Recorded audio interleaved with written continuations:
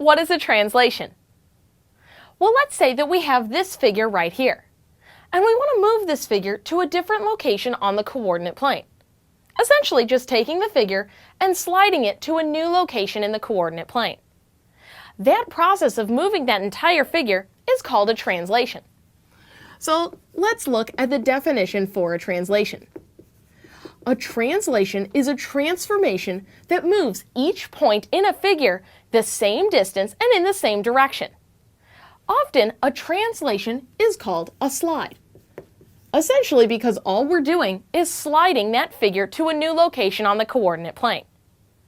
Now, when we translate a figure, we can either translate it horizontally or vertically, or a combination of the two. So, let's take a few examples and translate a few different figures. Let's start by taking a figure and translating it to the right. So let's take this figure and translate it, or slide it to the right.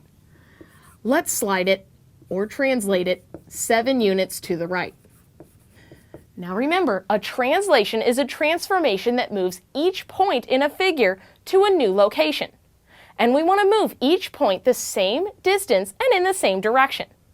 So here we want to take this entire figure and slide it 7 units to the right.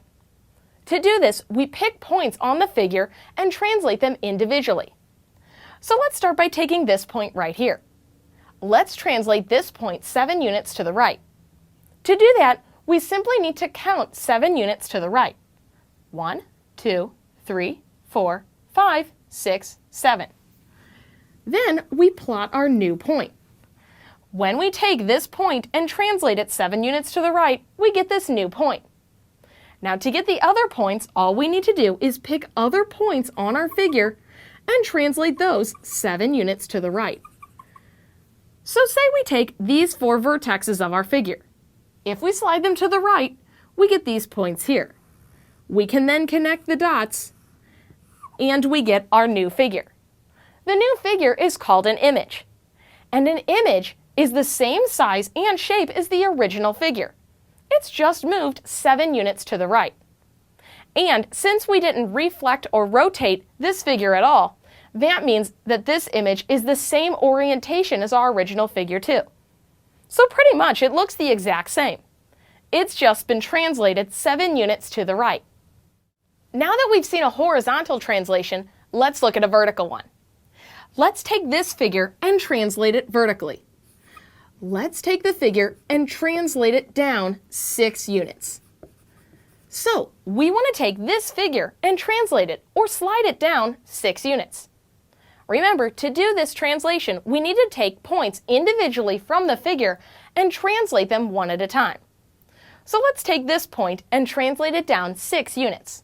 So we count 1, 2, 3, 4, 5, 6. And we plot our new point. Great! Then we continue this process of picking individual points and translating them one at a time, until we have enough points plotted where we can connect those points and create our new figure, or our image.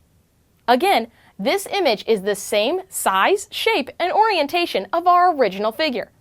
It's just been translated 6 units down. Now remember, we can also have a combination of horizontal and vertical translations. So let's look at one of those.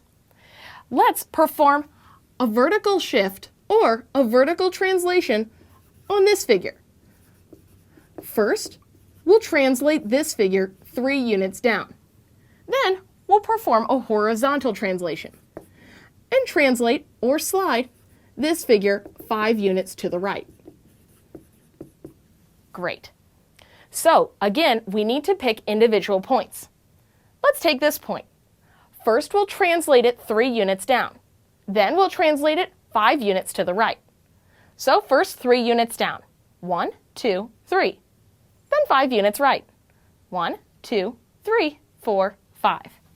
And we plot that new point. Then again, we pick points on our figure and we plot those new points on our coordinate plane. When we connect these points, we get our new figure, or our image. And this image is the same size, shape, and orientation as the original figure. So remember, a translation is a transformation that moves each point in a figure the same distance and in the same direction.